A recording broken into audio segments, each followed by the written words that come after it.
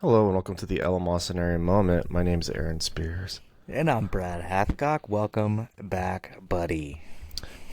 Listeners, please set your dials back to 2.5 megahertz, and don't forget to flip your switches into the center off position as we begin.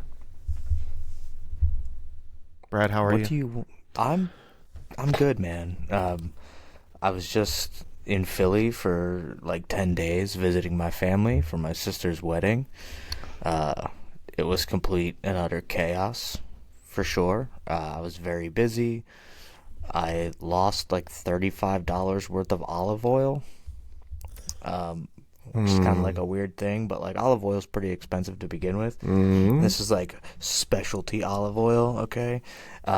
So basically, me and my wife went to get empanadas from this place where it's not even a restaurant. Like they just have like a half door where they hand the food out to you after you order online. Like real weird, contactless kind of deal.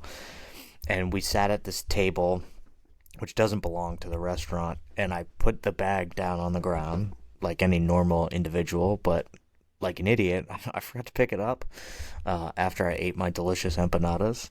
Uh, well, somebody turned it in to the olive oil place that I bought it from, and they looked up the purchase and found my name, and then found me on Facebook. This is where it gets kind of creepy and stalkery. Um, and it was the person that works at the store who owns the store found me on Facebook and messaged me on Facebook to have me get my olive oil back. I don't know if that's very creepy. It's creepy that she knew well enough to stalk me on Facebook to find me. Um, I appreciate the effort. Again, I got my olive oil back, and because of her Herculean effort for olive oil, so I decided to purchase more stuff from her store. Well, that is It's only fair. fascinating. So we have a group chat and we discuss the matters of the day. And you did not mention that you lost your olive oil at all.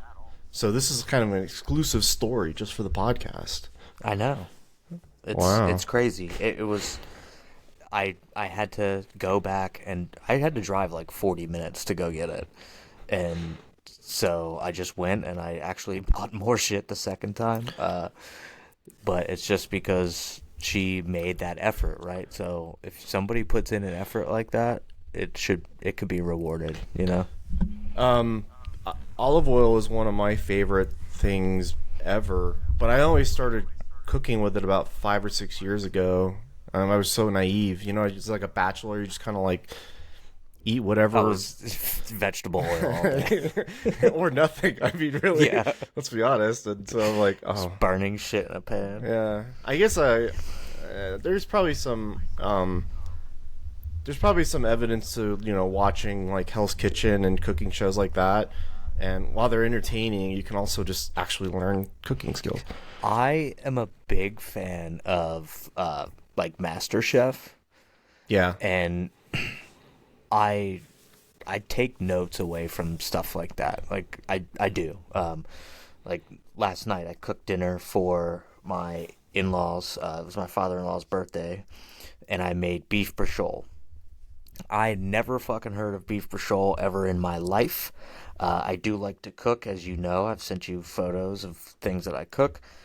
Um, Beef bruschetta is like a sirloin steak or some kind of like red meat, and you turn it into a roll, and inside you roll like breadcrumbs, garlic, onions, uh, prosciutto, pretty much like anything you want, and you can like roll it up, and then you brown it off and then slow cook it in pasta sauce. Nice. I had never heard of this shit before in my life, and then I started watching that show, The Bear, and in it, throughout a lot of the scenes, especially with John Barenthal, you see them making beef bruschetta, and as they're making it, I'm like, what the fuck is that? Because everything they're putting in it, I like. And so I started looking up like what he made, and then I started looking up recipes, and I started making it, and it's one of my best dishes. It's delicious. You know what? You're just better than most people. You know that? Yeah, You're just yeah, better. actually, I do. I do. You Because do know that, of course. who cooks their own meals like that? Nobody. Not Who in my gets in? family, at Yeah. least. Well, don't get me started. Um, I actually had a. I guess there was that time when Iron Chef was coming on TV, and it was Oh new. yeah. Yeah, man, I adored that show. Even though the English dubbing was a little weird, a little wonky. Oh, it was great. Yeah, but man, I that show was so cool. I mean, we didn't have anything like that in the United States. It was so unique at the time. Um, well, speaking of things cooking, let's transition to the wildfires that happened in Hawaii. Oh, Because I don't really have anything more to add. I don't. There's nothing going on over here. it's pretty devastating, man. It's considered like the worst wildfire In in a long time. Hawaiian history, right? Definitely Like, Hawaiian history. Yeah. apparently people were like fleeing into the ocean to get away from the fire and everything, which is pretty insane. So I've got a bunch of things in front of me. I'm going to tell you about them. We're going to cover the fire, which is still apparently happening. There's still flare-ups. Um, this was at a resort city of Lahaina, and it was on the island of Maui. So far, the death toll's up to 96. Yeah, I was gonna say it's close to 100, but I didn't know the exact number. When you get numbers like that, they are only going to get bigger, and there are 1,500 people still missing. So like, what's the average, I guess, of like people that die in wildfires? Like, because I'm sure there's a per year average. Like, it's not zero in a year. Well, I have some data for you here.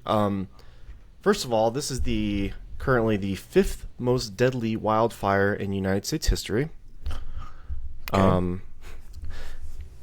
Would you like to take a wild guess at what the deadliest wildfire in U.S. history was? Because this blew my mind.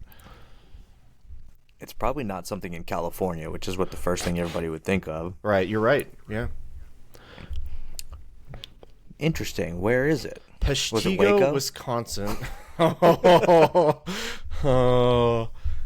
Oh, that's good. There was a wildfire in 1871, and it killed 1,152 people. No shit. Yeah, I thought that was crazy. Second place, Claquette, Minnesota, and Wisconsin in 1918. 453 people died in that fire. Hinckley, Minnesota, 1894. 418 died. Thumb Fire in Michigan in 1881. 286 people died. When was the Wisconsin one? Actually, a few of these are in Wisconsin. 1871 and 1918. Okay, so it's like pre-industrial Yep. era. Yep. So I was gonna say like that seems like an awful lot, but before you gave me the dates, I thought they might be like modern, which they clearly weren't. These are all pre-modern, and then the Maui fire. And then we have the Camp Fire in 2018 killed 86 people here in California. So the one in Maui is the largest ever in the modern day, like Absolutely. post-industrialization. Yeah. Interesting. Yeah, I thought these were all of these things are so fascinating. Like just the idea that like over 1,000 people died in a wildfire. That's crazy.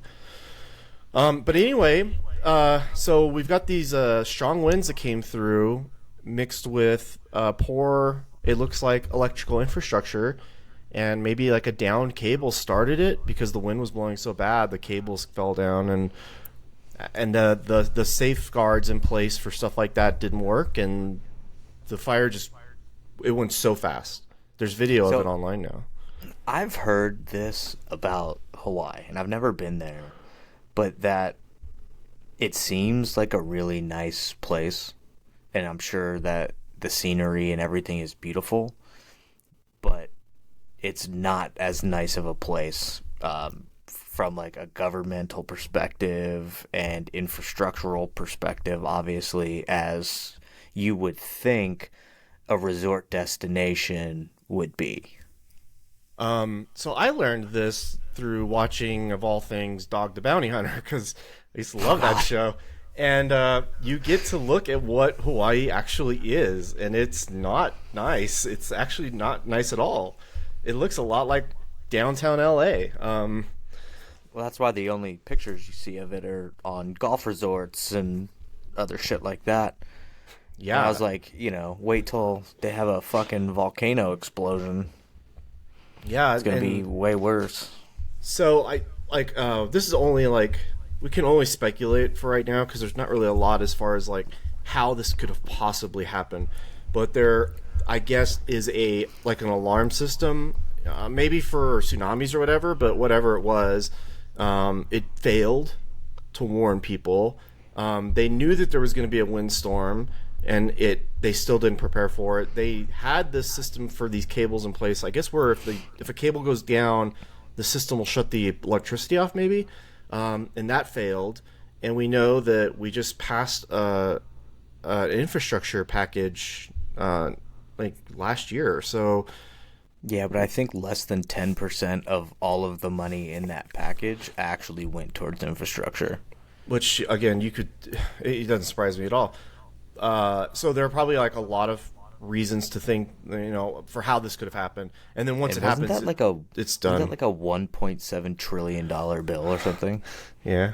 So even if you take 10% of that, that's a lot of money. It's still not going to be enough because you're dispersing that unless you're going towards only federal infrastructure. I guess whatever you would consider federal, like railroads, maybe some bridges, things like that. I mean, I Or know that it's money not, gets divvied up amongst the 50 states and well, I come just whatever may. I sent you that clip of Kristen Cinema who was like really pissed off because she got all this funding secured for the Arizona border, and then it like all that like a lot of that money went to New York City, not on the border, not what it was allocated for. So Well, they have a migrant crisis in New York City. Did you not notice? they sure do. They sure They have do. they have a migrant crisis. Maybe we should talk about that in a little bit. Let's put that on the back burner for a minute. I guess I'm using fire metaphors. Yeah, you're a sick fucking This isn't animal. good. So the fires are still kind of going on here. But with all that out of the way, we have a president who's empathetic. He cares about the people. He sure And does. yeah, and he's got a lot of empathy in his heart. And when asked about the wildfires in Hawaii, he said no comment because he's compassionate. Like, how do you say no comment? Or is it that you're only allowed to talk to the media when you're being manhandled like a fucking puppet? The answer is that I think they have gotten him to stop responding at all because every time he says something, it's not. It's bad. Yeah, but this is actually worse because you've been a politician for 346 years and you Yes. don't even know how to say like the regular platitude that every politician would, which is like, our hearts go out. I'm doing it now. Look, our hearts go out to the people of Hawaii. Thoughts and prayers. Our thoughts and prayers go out to the people of Hawaii. Where's Democrats with their thoughts and prayers? Um, Like, shouldn't that be their thing? And then just throw it at basically any climate change event they should use as a school shooting event and be like, oh, our thoughts and prayers with all the families. Like they do for school shootings. You'd be like, thoughts and prayers aren't enough. They should just start doing that for anything that they deem a climate event. I really hate that, by the way, because they make it seem like it's a bad thing to say thoughts and prayers. Like regular people, everyday people, kind of talk like that. They kind of go, "Oh, that's horrible. I'll pray for them." Like regular people talk like that, and then the elite class are just like they look down on that as if it's some sort of like. Anyway, Um, when asked if the president was going to go to Hawaii, Karine Jean-Pierre was like, I don't know, like nothing to report now. And he's back to vacation again. He was at the beach, which by the way, these are images that will haunt him for the rest of his presidency because he was basically sitting on a beach while all this was happening. And I believe I told you that oddly enough, it was kind of like a came and went headline for me because I'm sitting there and I saw it on my Twitter feed, and then I was like, damn, that sucks. And then no mention of it at all. And then it became a huge deal because there were so many people that died, and I was like, whoa. And I went to the New York Times website, and like no mention of it on the front page. Like I was like, what? Like, how is this not the bigger news? And it will be now. It has to be now. But Korean Jean-Pierre mispronounced Mazie Hirano's name and called Mazie Hirano a he instead of a she. Mazie Hirano's like the dumbest person in the Senate, but regardless, these as a political matter, there's more to come. But I mean, George Bush and Katrina happened, and that was a huge deal, and he handled that better than this. I mean, Trump at least went to like Puerto Rico and like threw paper towels at people. Like, It's great. Yeah, Shooting the J from the boat, like paper towels for you, jump shot. Throwing paper towel. I mean, that's more effort than this. This is no Talk effort. about being presidential. Like, Dude. come on. How's that not presidential? I don't care if he was shooting the J during it. Like, You're the least he was president. there. Yeah, at least he was there. You're the president of the United States. There's 50 of them. You have a fucking obligation while you're in that office to have something more to say than no comment. Just no comment. yeah. And do you have to feel bad for Karine Jean-Pierre because she basically has an idiot who speaks gibberish, so she has to just make up on the fly what he meant.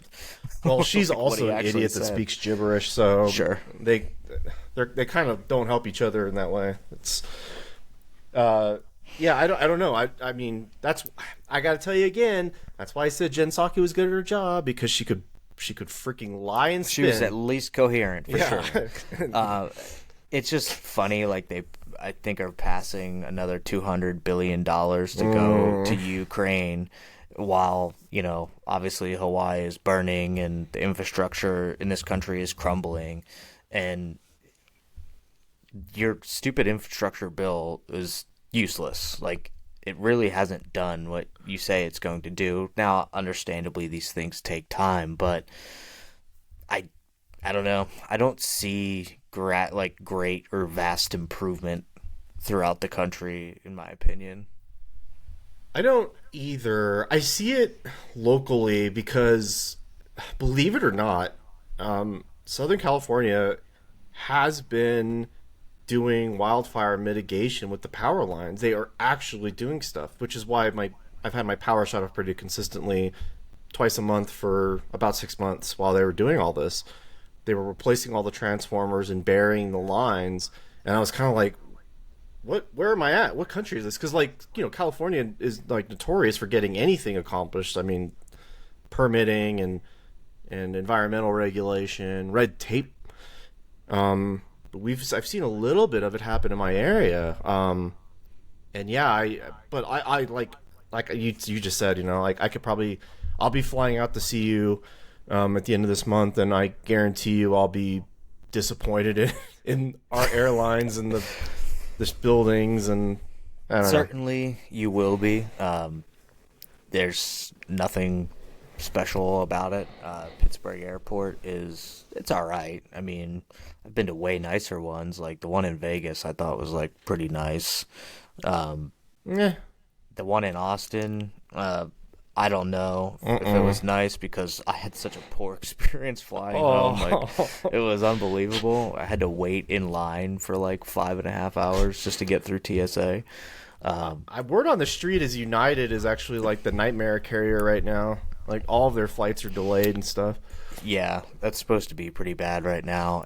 But isn't that part of infrastructure? Like, Yeah.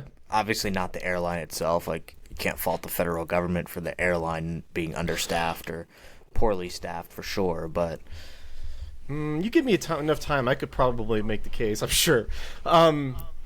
No, actually, it's crazy. Like, when you think about it, it's like, man, how it's so crazy that we have anybody who could fly an airplane, let alone all those airplanes, and the people that staff those airplanes doing like a thankless job, and then just like, I don't know, man. Everything since COVID broke my brain. Cause I'm like, I can't believe like we even pull off the airline industry. Like, I can't believe that's a thing. Like, how is it so Well, and safe? it's only been like what 100 years or so since the fucking airplane was invented. I don't know. It's I'm just not wild to me that we have like the people that are willing to fly the planes and do the work and give people crackers or whatever they serve these days. And I don't know, this whole thing is so like flimsy to me now, like after COVID. Like, it really did make me think, like, I can't believe that this could all just like fucking break at any second now, and we're like, it's like razor thin. sure. I mean, oh, you know where some of that infrastructure funding went to? Probably the fucking TSA. Mm. That's federal. Yeah, well, they had that computer shutdown last year or Well, this now year. they're apparently doing facial recognition software through the TSA, and you're supposed to be able to opt out. But I've seen some videos of people saying that there are no signs telling you that you can opt out from facial recognition through TSA. So they're trying to push you through it without telling you. So we have a party in the United States now that used to be anti all of this shit, and they are all on board now with like hate speech laws and facial recognition and digital bank currency and like all this shit that we talk about all the time. It's like doomsday stuff. We have an entire political party that will not push back against that. They love the authority. It's kind of wild. Well, that entire political party is the federal government. It's not one party or the other. They both parties have been in power and increased FISA warrants and spying and all kinds of shit. Like every party has done it. The only people who even speak out about that kind of shit are like Rand Paul and Thomas Massey, but it doesn't matter because they get silenced so fast that Yeah, they they just don't. keep doing it and they You, keep you don't even hear about expanding. it. Right. I mean, Republicans instituted the Patriot Act, right? Like after 9/11. The AUMF, Yeah. The lots of bad like shit. yeah, a lot of bad shit.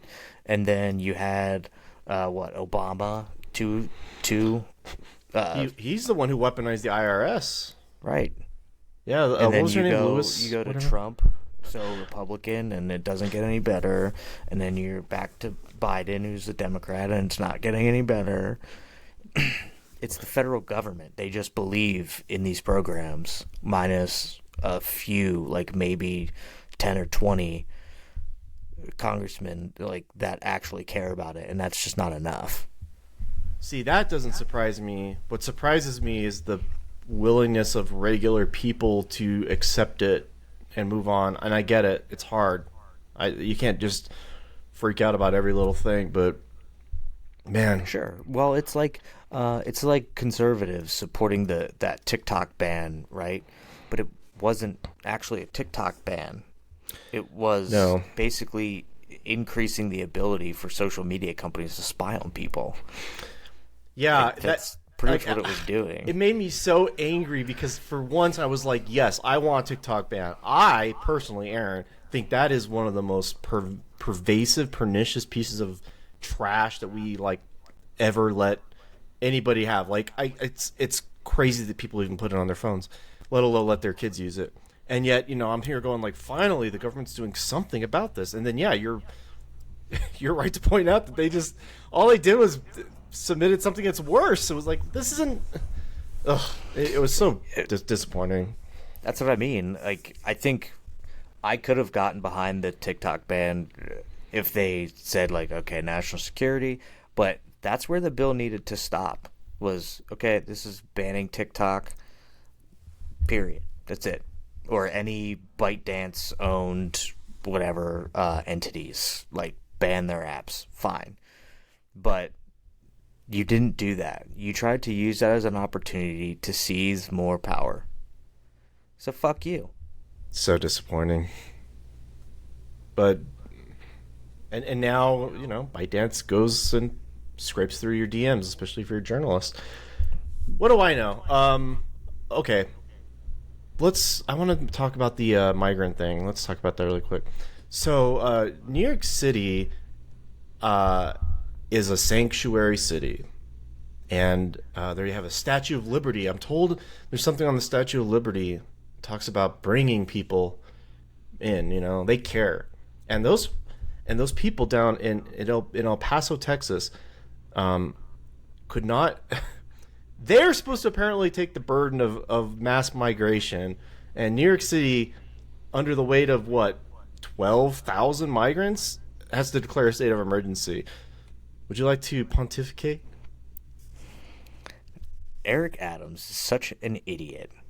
Like he's started talking about like changing their sanctuary city status, and all that really does is give you more ability to kick migrants out, which is what you were chastising everybody else for doing. Like, you're bitching that they're shipping migrants to Martha's Vineyard or whatever, which is substantially nicer than New York.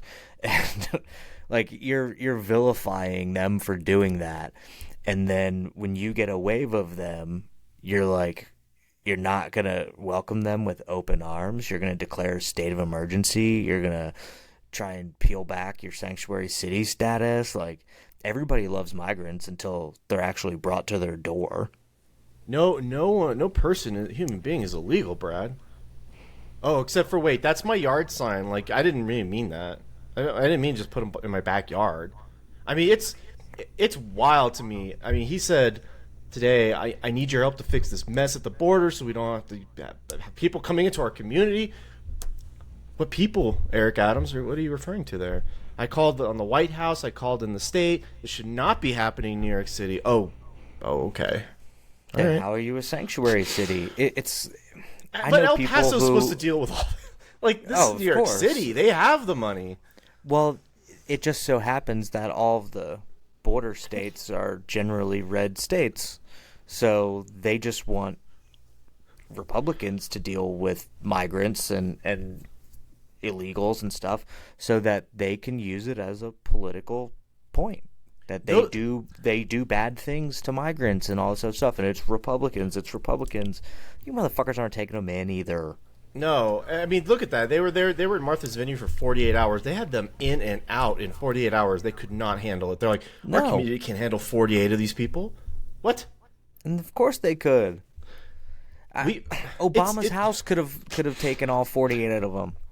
That's the best part. Especially since they just killed that chef. They have an extra. They could have taken 49. Obama got to eat. He's got to eat. I mean, they could cook for him. Who cares? Like, that would pay their way. Oh, I see these videos all the time now where people are like at welcome refugee rallies and like all this other shit. But this guy's going around and is like, oh, will you take in a refugee? And they're like, oh, I can't. I rent. So I can't take in a refugee. Or my place is too small. Like, I can't take any in. And like all this other shit. And the guy's like, see, you don't really want this. You just want to, like, say it. Virtue signal to people is that, like, you'll take in a refugee. I know people personally who were like, want to welcome refugees. And I said, and it was before any of this happened. This was years ago. I was like, would you let them live in your house? And they were like, no, but that doesn't mean we shouldn't let them in. I'm like, well, where will they go? Yeah. If you won't take them in, where will they go? Yeah. I mean, I would have way more respect for people if they would just be honest and say, like, I don't want them in my place. Yeah. Not here, buddy. Maybe somewhere else. Maybe in Texas. Let them deal with it. Not in my house. The other thing that was kind of hilarious, we're doing this whole thing again where we have to, like, vilify the Border Patrol because they're like really bad and evil, Brad. They like whip people with horse reins and shit. They make up anything, right? And they had these buoys, and they had like this. Apparently, they had razor saws on them. I was like, I've never seen a saw that's been like cut in half. I'm like, that's not a saw. But anyway, like, regardless, they put these buoys out in the river, and then somebody drowns upstream. The body flows downstream, and it gets stuck in the buoys. And what do these disingenuous pricks do? They say, "Oh, the people are getting stuck in these murder buoys," and it's like this is a crisis. Like children are like drowning. Like there's been almost 1,000 deaths crossing the border this year. It is a huge problem, and I sit back and just go like, "What the fuck is going on here? What in the fuck is wrong with all of you?" I'm gonna write a movie called Murder Buoy, and that's exactly what It's gonna be like that movie exactly Rubber. What it sounds like. Just a rolling tire that killed people. So dumb. It's so dumb, and like the hypocrisy is, it's so shameless. And you have it in Chicago now. You have it in Massachusetts. The governor is like issuing a state of emergency there, and asking people if they can take others into their homes too. Winter's around the corner. I don't know where the fuck these people are going to end up, but winter is around the corner. And you can't have migrants sleeping outside in tents out of these facilities in New York City in the middle of winter. So they better get their shit together and figure out what the fuck they're going to do. I've never said like we should not have immigration in this country. I don't wish ill will towards people who want to come here. I just don't understand how this goes on. I really don't. You cannot keep having these crossings. There's No, but dude, in Massachusetts, apparently there's enough migrants going there that they're asking residents to take people in. Yeah. I don't know. It's not sustainable. I don't know what the answer is, but you can't have little kids come across the border and get trafficked to a freaking Doritos dust factory somewhere or McDonald's or whatever. And, and they're 13, 14 years old and they're working because that's all they know what to do. I don't know, man. I'm actually just like kind of dumbfounded at this point because I don't expect Biden to do anything about it. Oh God, no, dude. We can't even fix fucking homelessness in this country. We're making it worse, not better, actually. Like, Rogan talked about it with this guy from California who talks about like homelessness, and he said there's no incentive to fix it. Because you have people whose job it is to allegedly fix this stuff, and they get paid like 6-figure salaries to do this work. There's no incentive for it to go away because then they will lose their job. Like if you fix homelessness, all the people who deal with the homeless people will lose their jobs. It's job security. Crime would go down. You'd probably see a reduction in police forces, like all this other shit that you have to pay for. But it doesn't matter because you can't fix homelessness. People's jobs will go away, and that's true. If you don't need as many police because there's no more homeless people, so crime goes down. But save the city some money. Hey, last night there was a federal building that has the office of Nancy Pelosi in San Francisco, also the Department of Labor and Health and Human Services, and they told all their employees to maximize telework for the foreseeable future because it's too fucking dangerous to go into work. That's in Pelosi's city. Like she clearly does not give a shit about why her would city. she? Like I don't give a shit about her or her city. I don't care about those people, right? Like no.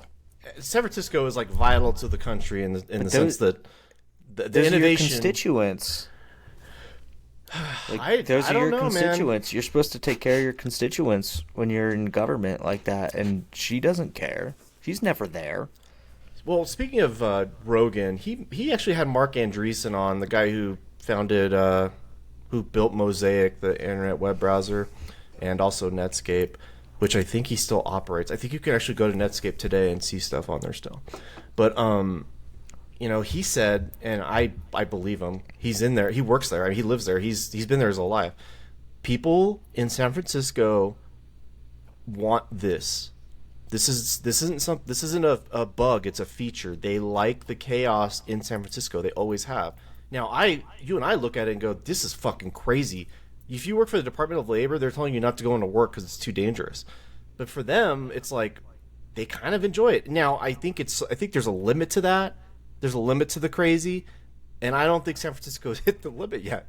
But when you don't have it, when you can't get to a grocery store and it's you got to go out of town to get groceries or whatever, I don't know. Maybe then. That's what I mean. Companies are starting to close their businesses there, like big companies. How could you not? We're talking like Walgreens, T-Mobile, Nordstrom's, big businesses. Yeah, we're talking big businesses, not the little tiny people who can't close their businesses because Those are already that's their closed. livelihood, right? Well, And I mean, they're mostly closed, but you can't just go and open it somewhere else like you can with a fucking T-Mobile store.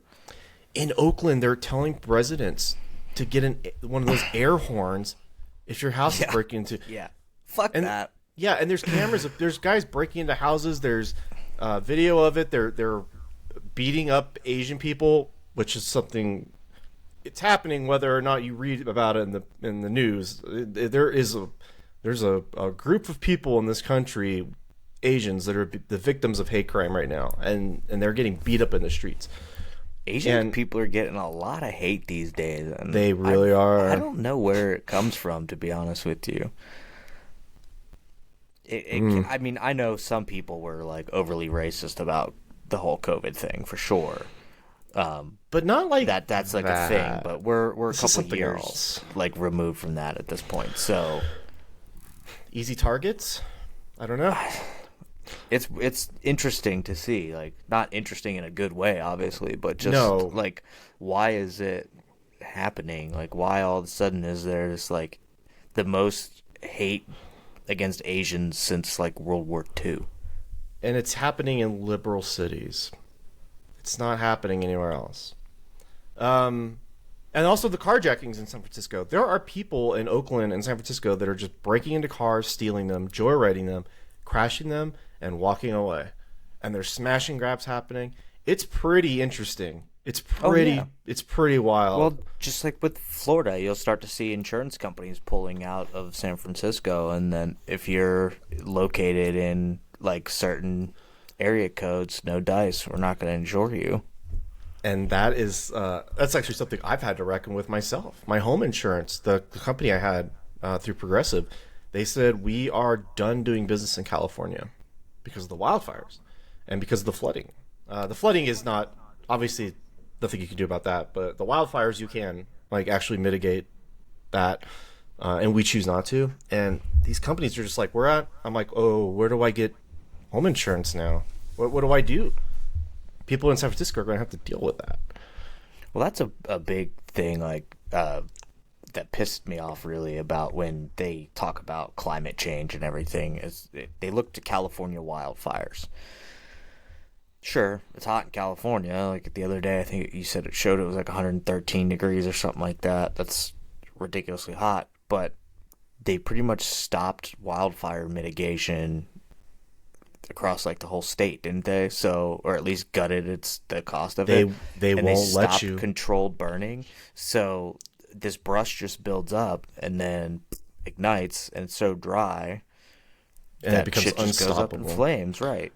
And you can mitigate that. Like you're calling that a climate disaster, but that could have been mitigated. You can't definitively say that's from climate, like because most of the time they're started by somebody lighting a fire or putting out a fire like improperly or something. A homeless person. I mean, that's how Sure. that fire in LA started. It was just a homeless Sure, guy cooking. at some point there's going to be so much poop in the streets in San Francisco that it's just going to eventually combust. I mean, I sit back and just go like, all right. And like I told you, like I am seeing things happen around here with the power lines. I'm like, maybe we are taking it seriously now. I don't know. It's too big of a state for me to know what's going on between here and north and south and whatever. When all the poop explodes in San Francisco from climate heat, do you think they're going to blame it on Russia? What is China? do you think that the atmosphere is warming because there's so much shit there and all that carbon is coming off of it? It could be. You know what San Francisco needs? A good hole in the ozone layer, like right above San Francisco. Just let everybody cook. One thing that might fix that town is just the biggest fucking earthquake you've ever seen. I mean, You guys are overdue for like a really nice earthquake. it's been about 30 years. Yeah. Yeah. I want to see an Escape from LA level fucking earthquake. I mean, I watched this video of some guy walking through downtown San Francisco, and it was fucking wild. And he was pissed too. I mean, he wasn't making the video for me. He was just like, "Can you fucking believe this? This is crazy." And like everything's boarded up, obviously, and there's young people walking around with their earbuds in, and I'm like, it seems it's crazy because like San Francisco is like kind of it's still a tech hub. It's still like a major market. It drives everything. Stanford's right there. Like it's all there. I just saw a pair of glasses today where for deaf people where in real time it'll hear what I'm saying to you and it'll put the words on the screen on the glasses. That's from Stanford today. Like it's all like it's still there. The innovation's there, but the city is dying. Yeah, so we're gonna see all that Silicon Valley like Probably property leave. and shit go to shit. I mean, a lot of people were already leaving Silicon Valley during the pandemic and everything Yeah. already, and we're gonna see these companies shutter and move to different states or at least out of San Francisco. But what happens? Does San Francisco just become this like I don't I know, don't think it like becomes like Detroit. like ruined city? I mean, Detroit basically lost its industry and then it never recovered. The difference between the two is that San Francisco is basically like 75 degrees year round. I think that plays a huge factor. Weather matters. Um, Barring that, I cannot see any other reason for anybody to want to stay in that city. Why would you do it? Why? No, but then what is it if everybody moves out and it just becomes homeless people and poo? That's Then it. I don't know. like what happens? Like the city will eventually collapse, right? Like I mean, when it's does wild. everybody just say fuck it and leave? It's crazy because it was some of the most valuable real estate on the goddamn planet, and it's like I could not imagine living there. You have to leave your windows down on your cars, It's and you have to have basically air Chad, horns. like Chad 2.0. Yeah, they don't charge people with crime. They just don't charge them. I mean, No, they were just telling a story on Rogan the other day. Like he saw this like 80-year-old lady lost her job or some shit because she tried to stop a burglary at the store she worked at, and the people kicked the shit out of her, and then they fired her. yeah, they For- fire you for trying to do something. Right. And then they gave her job back, and it's like, well, fuck off. And you have the instances where people do fight back, and this is happening in New York City right now, where if you fight back, you'll get charged, not the person who's committing the offense. I used to work at GNC, like when I first graduated college. It was like the best job I could get. So this was 2011. So still recovering from 2008, not a ton of jobs. So I get this job at GNC, and they actually told us don't chase anyone down if they steal anything. And I was like, I wasn't planning on it because you pay me minimum wage. I'm not fucking chasing anybody down for minimum wage. Not my job. But they didn't want you to do anything like that. But you also, I don't know, I guess it depends. Like if somebody wants money from the cash register, it's going to be a lot harder for you to, I don't know, not do something, right? Well, you have an instinct. Right. I If you're do. stealing product, fine, like take it, I don't care. But But part of me goes, no, that's wrong. Get the fuck back here. Like, it's not yours. Like, that's like in me still. So when you tell me don't do anything, I could see why somebody would want to go. That seems wrong. yeah, well, these people hire security guards and they don't do anything. So like, why are you still paying them? They can't. Like, I- what's I- the point of paying them? They don't do anything. That's why I'm like wondering. Like, it's not for like we're talking about it because it's interesting. I don't live in any of these places. I really don't give a shit what they do. I just sit back and go, that's really interesting. Just like the Seinfeld episode that when he's eating the popcorn, he's like, yeah. It's like, that's really interesting. I wonder how much worse it has to get before it's like the 70s all over again. I don't know. Not my I don't problem. know, man. It's right, and it'd be interesting to see what happens in the next like 10 years in San Francisco. Like we can revisit this conversation in 10 years and kind of be like, man, Did it go look how at we what- thought it was going to, or right, did it like come look back? at what Yeah. happened to this fucking place. Because I mean, 'Cause they're they trying already- to improve places everywhere. Like if you look at any city, there's up and coming areas, right? It's like it's any city. Um, the town I live in, it's a small town, but it's up and coming. Like they have a lot of events in town and stuff that draw thousands of people to them Yeah. from other smaller towns and stuff. Like, and then the other towns around us are trying to like mirror what my town does so that they can reap the same benefits that this town has. Like in the 15 years I've been coming here, and because I've only lived here for 5, um, it's grown like exponentially, this area, like absolutely exponentially, and people want a piece of that. Like, and where I live is all like old coal mining shit, man. Like that's what Mm. people did out here. It's a steel town, and coal mining, like that's what they did.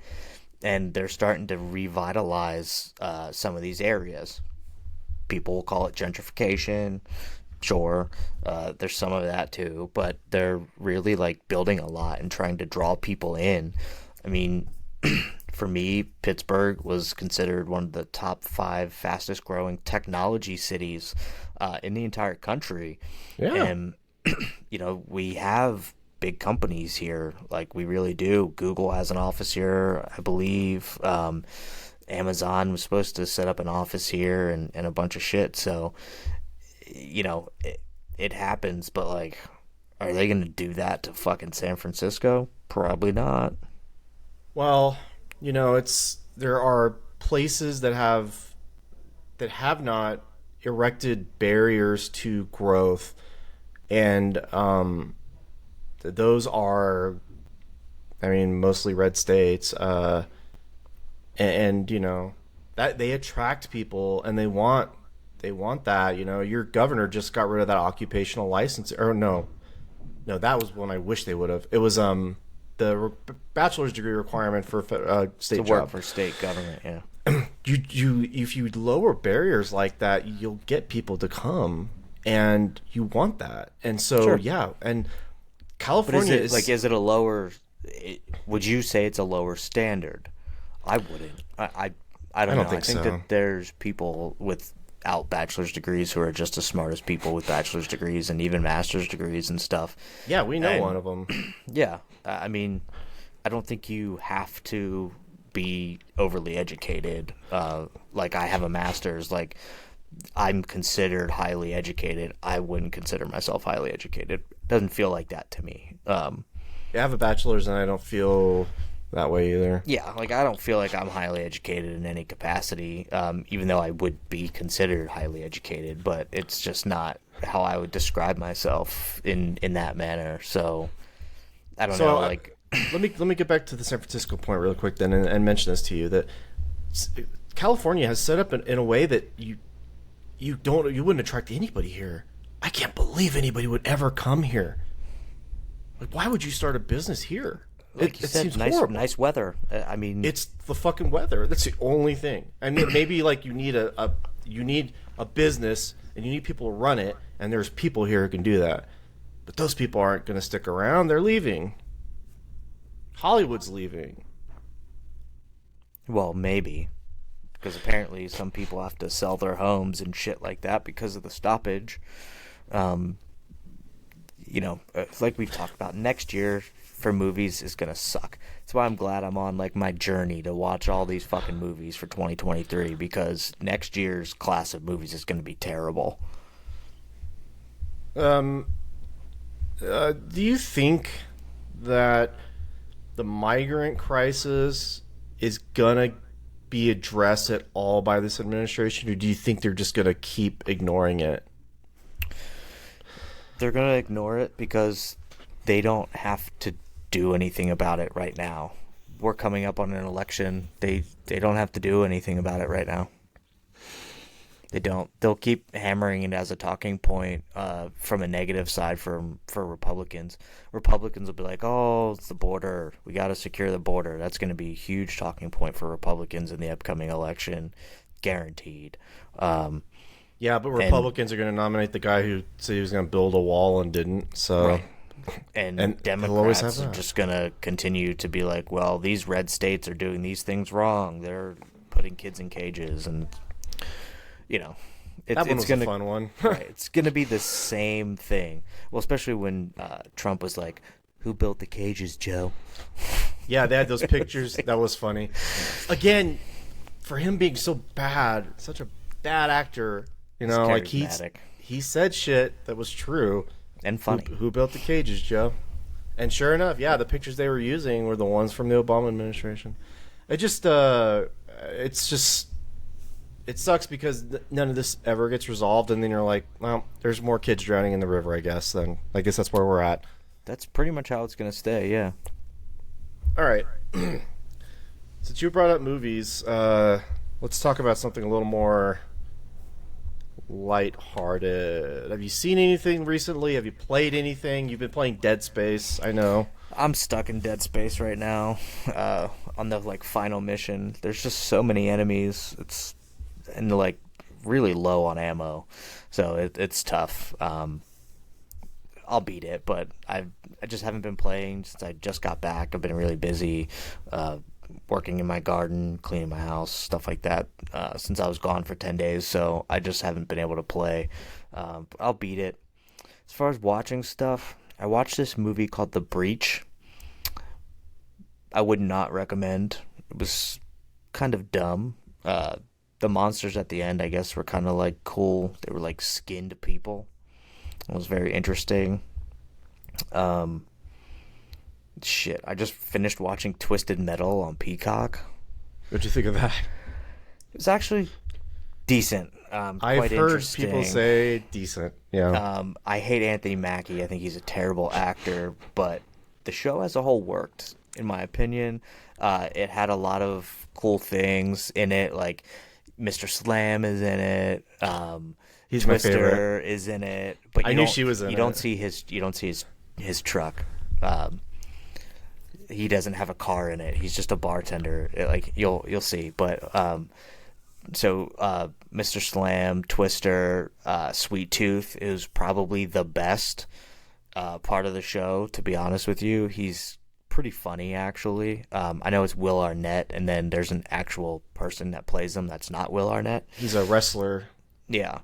But they do some pretty funny stuff. I can't complain. It was actually better than I thought it was going to be, so it was a pleasant surprise there. When you tell me that you're going to make a Twisted Metal show out of that game, I think, like, how could I not be skeptical? Because those games they're not fully fleshed out stories. Right. But they tried to Although make Wing Commander like movie, and it was terrible. Yeah, which It's like Freddie Prinze Jr. or some shit. And so you're seeing it going like, well, I don't know, maybe, and then like hearing it kind of works. I mean, you may get a second season out of it. And I'll tell you this too: anytime you're going to put Anthony Mackie in the lead role of a TV show, I'm always going to be skeptical. I don't mind Anthony Mackie. I just don't know if he can carry a TV show, let alone a movie. He doesn't have to in this. He's kind of a co-lead with a female, and it works well. Their dynamic works well. They're definitely going to do a second season. The ending leaves that open for sure. Sweet. But very interesting. They had Stone in it, the cop guy. Yes. He was in it. I didn't see like Mr. Grimm, who like rides the motorcycle. Like he wasn't in it. Characters come to mind me like Spectre and Warthog and Yeah, you didn't see Warthog for sure. Mr. Grimm, like I said, you didn't see Mr. Lots of Slam. You didn't places to see his go. car. Yeah, there's a lot of people they could have introduced. At one point, they do the flaming head of Sweet Tooth, which I thought was like an interesting addition to it. It was pretty funny. Making it a comedy is interesting because that character Sweet Tooth is the one who's like the most fleshed out in that series, and he's like a prisoner whose head will burn eternally, and it's just like a really dark background. Well, they introduced Calypso and everything. Like you don't see him, but they introduce him as a person, so it was definitely interesting. I watched movies that range. Oh, do they range? I watched this movie called Barfly with Mickey Rourke and Faye Dunaway. And it's just about these two people who just they hang out at the bar and drink all day long, and it was really interesting. It was kind of funny, kind of dark, but it was pretty cool. I watched something called Godland, which came out I think this year.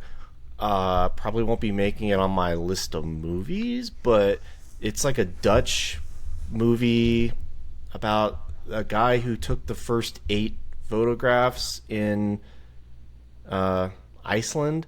Hmm. Like I don't know, like it to me that's only like a small part of the movie, but it's a very slow movie, very much like a documentary style. I forget the name of the director, but anyway, the third movie I watched though, and one that I absolutely will recommend. William Friedkin passed away. Great director. The Exorcist won his Best Director Oscar for The French Connection, which is another incredible movie. He did Sorcerer in that same decade, so 3 huge movies that for him. This movie came out in like 85, 86. It was called To Live and Die in L.A., and it's just about, it was made on a shoestring budget, guerrilla filmmaking. It's about a counterfeit money, and it's got Willem Dafoe as the villain. And I just thought that movie was like, it was so 80s. It was so like awesome music, car chases, girls, all that stuff that the 80s are known for. And I thought it was really cool. Los Angeles in that setting, that time period is great because it's just so gritty and smoggy, and the cars are shitty, and the highways, the way everything looks. Yeah, that was I'll pretty. have to check that out. I like Mickey Rourke. That was Barfly. Mickey Rourke was in Barfly. Okay, I'll check that out. Mickey Rourke's a great actor. Shame what happened to his fucking face. Guy looks weird these days. He was really handsome back in the day. He's a really handsome actor. Faye Dunaway, though, oof, still looks so good in that movie. I love Faye Dunaway. Well, we've been going for a little bit. Should we end it? Do you have anything else on your mind? Nah, man, I'm just going to make some dinner. That's about it. Nothing crazy here. Okay. Well, in that case, I think we had a good, solid episode, so I'll catch you next time. All right, see you, buddy. Bye.